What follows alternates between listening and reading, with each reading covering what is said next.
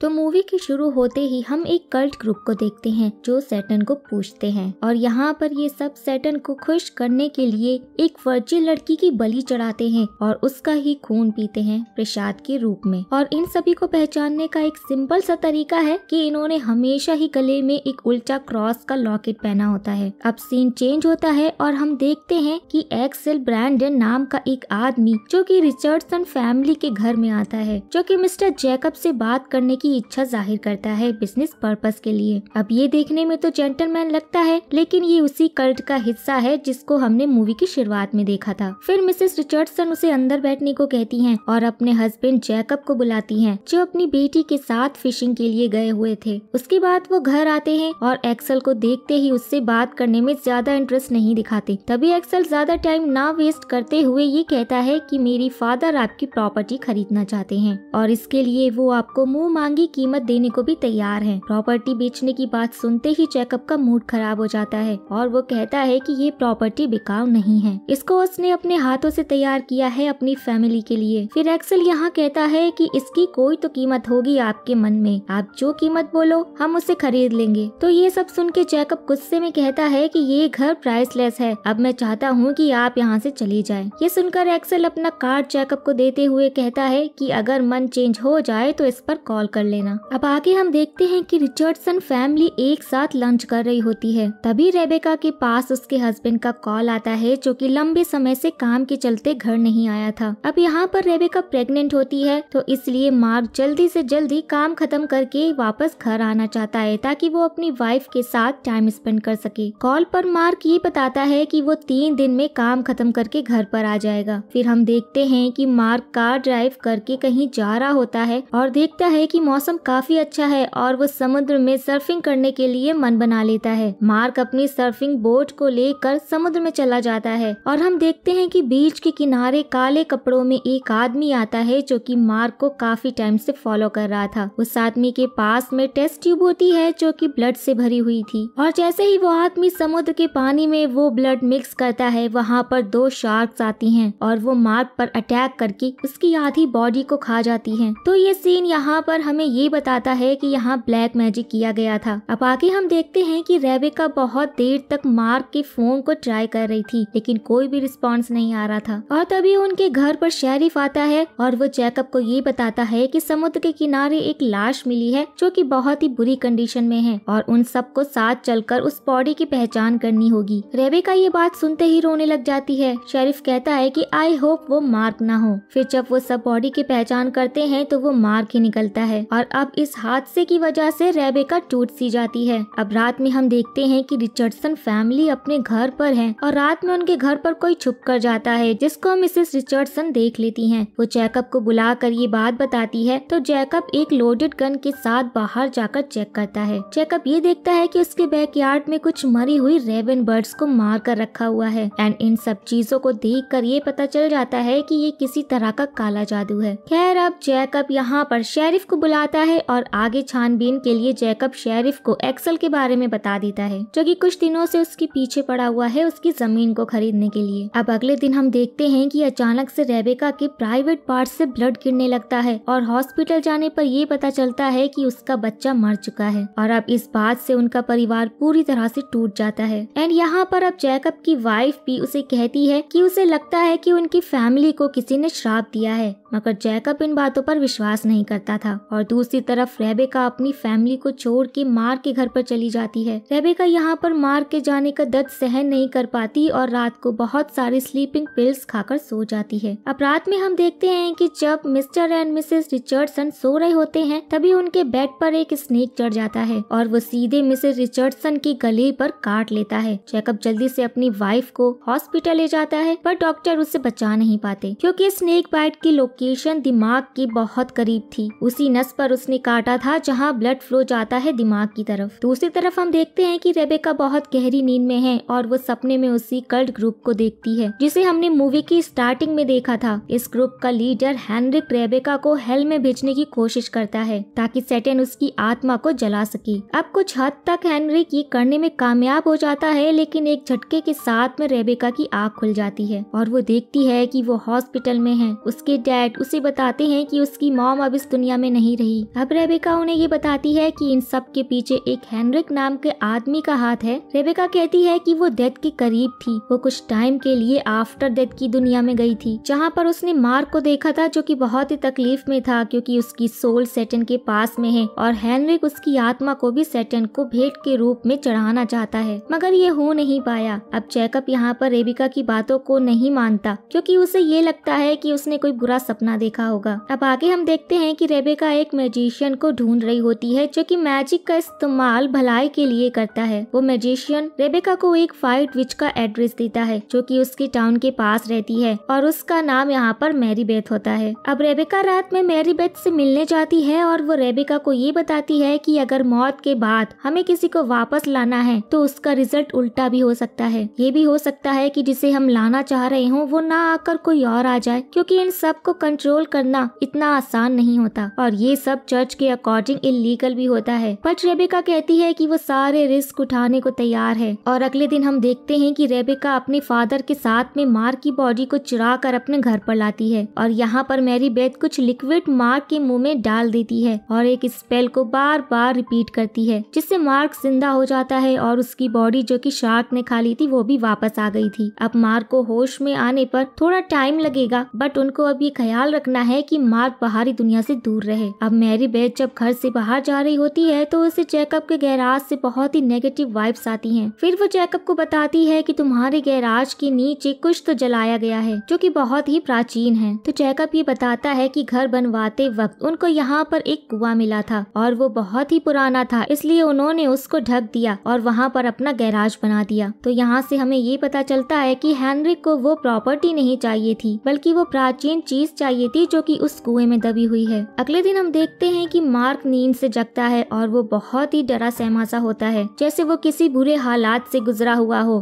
फिर मार्क के नॉर्मल होने से रेबेका उसे सारी बात बताती है जो भी उसके जाने की बात हुई थी। फिर मार्क रेबेका को हमेशा प्रोटेक्ट करने की कसम खाता है और वो दोनों साथ में टाइम स्पेंड करने लगते हैं। कुछ ही देर के बाद में मार्क और रेबेका को घर के बाहर से किसी के चिल्लाने की आवाज आने लगती है और जब वो बाहर जाने वाले होते हैं तो जैकब उनको रोक देता है। जैकब उनको अंदर से लॉक करने को कहता है और शेरिफ को कॉल करने को भी कहता है। उसका कहना था कि वो बाहर जाकर देखेगा वहाँ पर कौन है और जैकब अपनी गन लेकर बाहर चला जाता है। रेबेका यहाँ पर शेरिफ को बुला लेती है और इस बार शेरिफ 3-4 पुलिस वालों के साथ वहाँ पर आता है और इनमें से एक पुलिस वाला बुरी सिचुएशन के लिए डायनामाइट अपने साथ लाया होता है। अब वहाँ पर शेरिफ आता है और वो डायनामाइट घर में रखवा देता है। अब आगे हम देखते हैं कि जैकब अपने गैराज में है और वहाँ पर बहुत सारी मोमबत्तियाँ जली हुई हैं और फिर तभी पीछे से एक्सेल आता है और जैकब का गला काट कर उसे मार डालता है। घर के बाहर हेनरिक अपने कल्ट ग्रुप के साथ घर पर अटैक कर देता है और इस अटैक में सारे पुलिस वाले मारे जाते हैं। अब ग्रुप में एक आदमी होता है जो कि मार्क और रेबेका को बंदी बना लेता है और जब वो दोनों को टॉर्चर कर रहा होता है तभी वहाँ पर मैरी बेथ आ जाती है और वो एक शॉर्ट को हाथ में लेकर स्पेल करती है, जिसके बाद उस आदमी का दिमाग टूट जाता है और उस आदमी के मुंह से वो टुकड़े बाहर आने लगते हैं और इस सीन को मूवी का सबसे ज्यादा हॉरिबल सीन कहा जा सकता है। और फिर हम देखते हैं कि मार्क रेबेका को मैरी बेथ के साथ वहाँ से भगा देता है और उन डायनामाइट को लेकर आता है जो पुलिस वाले अपने साथ लेकर आए थे। मार्क अब गैराज के अंदर जाता है और ये देखता है कि कल्ट ग्रुप ने जमीन में एक गड्ढा कर दिया है और सब नीचे सूखे कुएं तक पहुंच गए हैं। अब मार्क नीचे जाता है और एक एक करके सारे डायनामाइट तोड़ने लगता है। अब इस धमाके से सभी कल्ट मेंबर्स मारे जाते हैं सिवाय हेनरिक के और मार्क जख्मी हालत में किसी तरह बाहर आ जाता है। और गाइस यहाँ पर रिवील होता है मूवी का असली प्लॉट। हम देखते हैं कि हेनरिक जमीन के नीचे अभी भी जिंदा है और वह एक प्राचीन कॉफिन के सामने प्रेयर करने लगता है। तभी उसमें से एक डीमन यानी बेफोमेट निकलता है, जिसे देखकर हेनरिक बहुत खुश होता है, लेकिन बेफोमेट यहाँ पर हेनरिक को जान से मार देता है। अब अगले दिन हम देखते हैं कि रेबेका, मार्क और मैरी बेथ अपनी जीत को सेलिब्रेट कर रहे थे। तब मैरी बेथ कहती है कि मुझे तुम दोनों अपना हाथ दो, मैं देखना चाहती हूँ कि कर्ज खत्म हुआ है या नहीं। और जब मैरी बेथ उन दोनों का हाथ पकड़कर स्पेल रीड करती है तो मैरी बेथ को बहुत ही ज्यादा नेगेटिव वाइब्स मिलती हैं और फिर हम अचानक से ही बेफोमेट को घर में घुसते हुए देख पाते हैं और ये मूवी यहाँ पर एंड हो जाती है। सो गाइज, अगर आप लोगों को वीडियो पसंद आया हो तो लाइक एंड कमेंट करना मत भूलिएगा। अब हम मिलते हैं नेक्स्ट वीडियो में, तब तक के लिए take care and tata bye bye.